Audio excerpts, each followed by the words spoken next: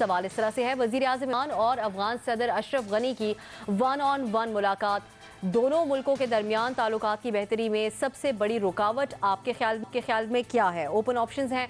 सबसे पहले हम साफ़ी साहब आपकी तरफ ही दोबारा आएंगे। आपके ख्याल में अब ये मुलाकात कितनी बड़ी पेशरफ्त है और इसके अलावा अभी भी क्या ऐसी कमी है दोनों मुल्कों के दरमियान जिसको बर्फ को पिघलना चाहिए? देखिए, इन दोनों की मुलाकात की तो कोई ख़ास अहमियत नहीं, वो तो नुमाइश ही है। असल वो यही है कि आज वो ISI हेड क्वार्टर भी गए हैं और आर्मी चीफ से जो उनकी मुलाकात होगी वो इंतहाई अहमियत का हामिल है। वजह उसकी एक तो ये है कि अशरफ गनी जब सदर बने तो उन्होंने पाकिस्तान को जो रियायतें दी थी वो किसी दूसरे अफ़गान सदर ने नहीं दी थी। उसके जवाब में जो हमारी कमिटमेंट्स थी वो हम पूरी नहीं कर सके, क्योंकि उसके बाद हमारी स्टेट के एक फ़रीक ने धरने करवा दिए और दूसरी फ़रीक वो धरनों से अपने आप को बचाने में मसरूफ़ हो गया। उसकी वजह से अशरफ गनी बहुत नाराज़ थे कि जैसे पाकिस्तान ने उनको बिट्रे किया।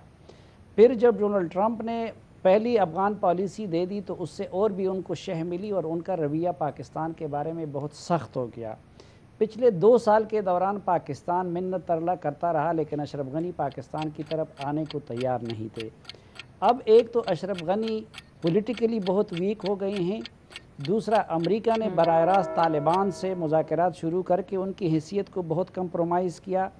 तो अशरफ गनी इस वक्त एक तो ये चाहता है कि पाकिस्तान ने तालिबान को अमेरिका के साथ भी बिठा दिया और करज़ई की क़यादत में minus Afghan government Afghan segment society के साथ भी बिठा दिया। तो अशरफ गनी पिछले 2-3 माह से पाकिस्तान से ये तकाज़ा कर रहा था कि अगर पाकिस्तान उनके साथ तालिबान को बिठा दें तो वो पाकिस्तान के तमाम कंसर्न्स को दूर करने, इवन के मेरी मालूमात के मुताबिक कि स्ट्रेटेजिक एग्रीमेंट तक करने को वो तैयार थे। तो अब उस लिहाज से अगर इस दौरान पाकिस्तान उनको कन्विंस कर सके कि हाँ वो तालिबान पे उनसे मुतालिक भी सीरियस कोशिश कर रहा है और उसके जवाब में अशरफ गनी वो कुछ कर डाले जो वो तासुर दे रहे हैं, तो मेरे ख्याल में ये न सिर्फ ये कि पाकिस्तान और अफगानिस्तान के ताल्लुकात का पूरा रुख बदल देगा। दूसरा, इस वक्त फाइनल स्टेज है, सितंबर से पहले अमेरिका तालिबान के साथ मुज़ाकरात को भी एक तरफ करना चाहता है। तो एक फैसलाकुन स्टेज पे अगर पाकिस्तान और अफगानिस्तान के ताल्लुकात एक फैसलाकुन साइड पे चले जाएं तो बहुत बेहतरी होगी, और अगर ये ख़राबी रही तो बड़ी तबाही होगी। सही। न्याय साहब, पाकिस्तान के हालात न्याय साहब कितने साजगार हैं दोनों मुल्कों के ताल्लुकात के लिए? इस वक्त सिविल मिलिट्री लीडरशिप भी एक पेज पर नजर आती है।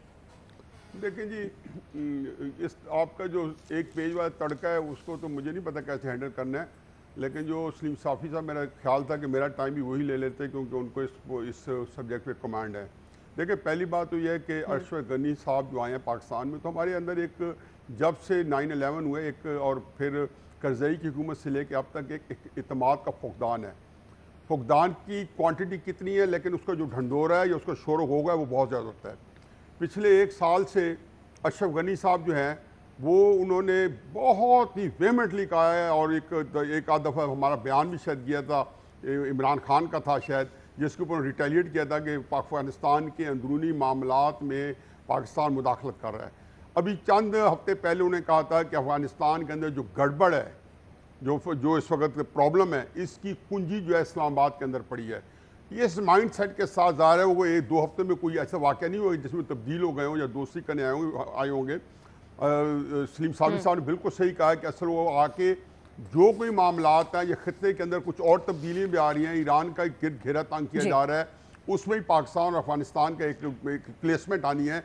और उसके अलावा शायद और कोई बात हो सकता है, कोई सख्त बात कहने आए हो सकता है वो नरम बात कहने आया हूँ। और आखिरी बात जो इसमें है कि वो जिसको कहते हैं ना कि सनोबर बाग में आज़ाद भी है पाबा गिल भी, इन्हीं पाबंदियों में हासिल आज़ादी को तू कर ले। तो अशरफ गनी साहब के पास इतनी स्पेस नहीं है। जिस मुल्क के अंदर किसी दूसरे मुल्क की फ़ौजें मौजूद हो और उनका अपना एक तहमकाना जो फोर्स के साथ हो, तो कोई बेवकूफ़ आदमी कहेगा कि अशरफ गनी साहब एक आज़ाद ओपिनियन के साथ है और जो कुछ तय करेंगे वो अमरीकियों की जो है मदद जो उसके बगैर करेंगे। तो अमेरिकन इन्फ्लुएंस के अंदर क्या वो लेके आए हैं, क्या लेके जाएंगे, अल्लाह जानता है। साबिर साहब बहुत अच्छा बता सकते हैं क्योंकि अंदर की बातें पता है और इनकी मुलाकातें भी होती रहती हैं। मेरा अपना ख्याल ये है कि उनकी जो फौज से मीटिंग होगी उसमें वो ये कहने आए होंगे कि जी हमें ये करके दिखाएं। اس کے علاوہ اور کچھ نہیں ہوگا. ٹھیک ہو گیا, بالکل نیاز صاحب. شہزاد اقبال صاحب کی طرف جائیں گے. شہزاد صاحب, آپ کیا سمجھتے ہیں, کیا سب سے بڑی رکاوٹ ہے اس وقت دونوں ملکوں کے تعلقات کے درمیان؟ دیکھیں, رکاوٹ تو ٹرسٹ ڈیفیسٹ ہے, اور اس کی وجہ ہے پاکستان ماضی میں جو پالیسی تھی ہماری کہ ہم ان کی انٹرنل پالیٹکس میں مداخلت کریں گے, انٹرفیئر کریں گے, جس کی مثال ابھی حفیظ اللہ نیازی صاحب نے بھی دی کہ عمران خان کا ایک بیان جو تھا کہ ایک قومی حکومت ہونی چاہیے, انٹرم گورنمنٹ بننی چاہیے, اس پہ انہوں نے بڑا اعتراض کیا. تو جو ماضی کی پالیسیز تھی اس کی وجہ سے افغانستان ہمیں ٹرسٹ نہیں کرتا. ہمارے ٹرسٹ نہ کرنے کی وجہ میرے خیال سے انفلوئنس ہے جو امریکہ کا ہے اور انڈیا کا ہے. خاص طور پہ آپ نے دیکھا ہے کہ کوئی بھی اٹیک پاکستان میں ہوتا ہے تو ہم افغانستان کے ساتھ ساتھ انڈیا کو بلیم کرتے ہیں, کیونکہ انڈیا نے جتنی انویسٹمنٹ کی ہوئی ہے, جتنا ان کا اثر و رسوخ ہے اس وقت افغانستان کے اوپر, تو ہم بھی ٹرسٹ نہیں کرتے کہ یہ اشرف غنی کے فیصلے ہیں یا انڈین انفلوئنس فیصلے ہیں. تو یہ ٹرسٹ ڈیفیسٹ میرے خیال سے سب سے بڑی وجہ ہے. ارشاد بھٹی صاحب, آپ کے خیال میں اب یہ جو سلسلہ شروع ہے, یہ ٹرسٹ کا جو فقدان ہے, یہ ختم ہوگا؟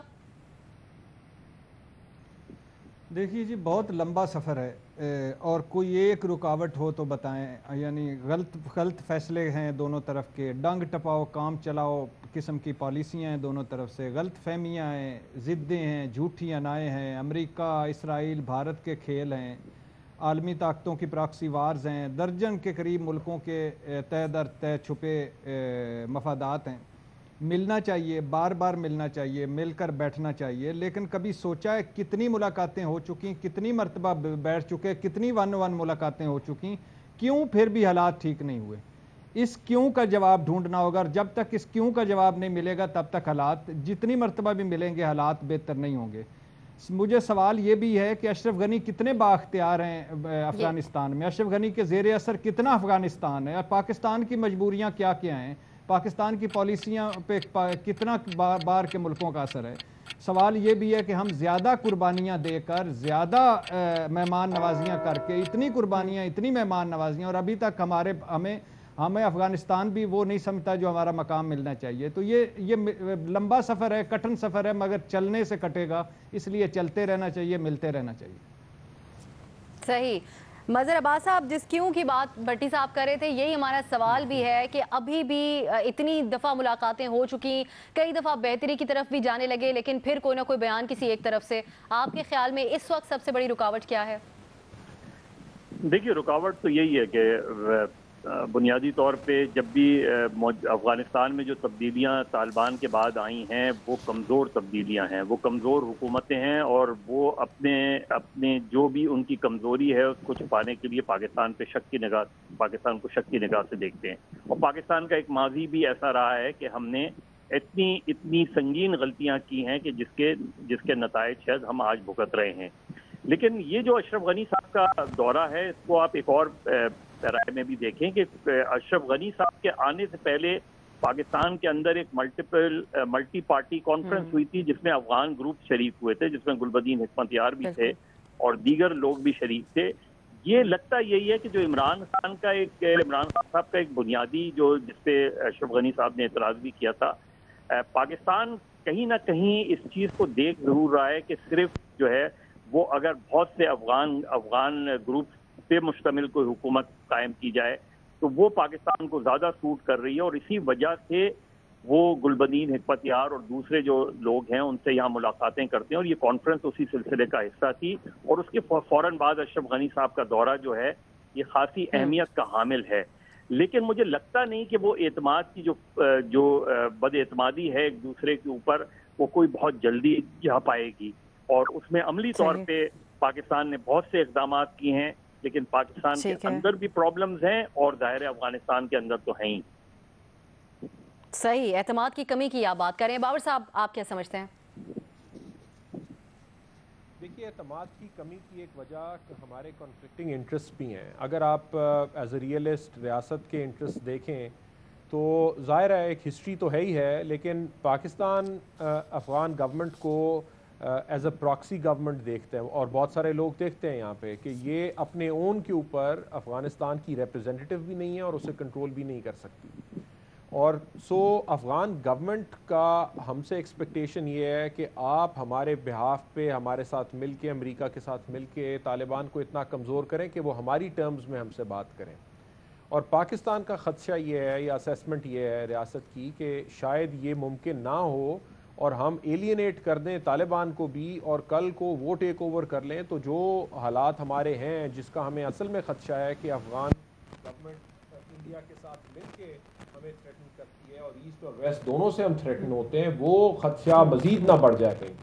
سو ایک کنفلکٹنگ انٹرسٹ، ایک کمپلیکس سچویشن ہے ظاہر ہے افغانستان کی، یہ آدھے ایک منٹ والی بات تو نہیں ہے، لیکن اس کمپلیکس سچویشن میں جو ہمارے خدشات ہیں اور جو ہماری ہسٹری ہے اس کی وجہ سے یہ جو بد اعتمادی ہے یہ بڑھتی چلی جاتی ہے، اور پھر یعنی ایز اے پاکستانی آپ کبھی افغان لوگوں سے اگر پاکستان سے باہر کہیں ملے کانفرنسز میں، مجھے ایک دو دفعہ اتفاق ہوا تو میں حیران رہ گیا کہ وہ کس طرح سے پاکستان کے بارے میں سوچتے ہیں۔ ہم یہاں پہ گرو اپ کرتے ہیں سوچتے ہوئے کہ یہاں پہ افغان مہاجرین رہتے ہیں اور وہ ان کا ایک برادرانہ ہمارے ساتھ رویہ ہوگا، لیکن وہ پاکستان کے بارے میں اس طرح سے سوچتے ہیں جس طرح ہم کبھی را کی بات کرتے ہیں، کبھی CIA کی بات کرتے ہیں کہ ہر چیز کٹ پتلی کی طرح سے ہم یہاں سے بیٹھ کے وہاں چلاتے ہیں اور ہر برائی کے ذمہ دار ہم ہیں۔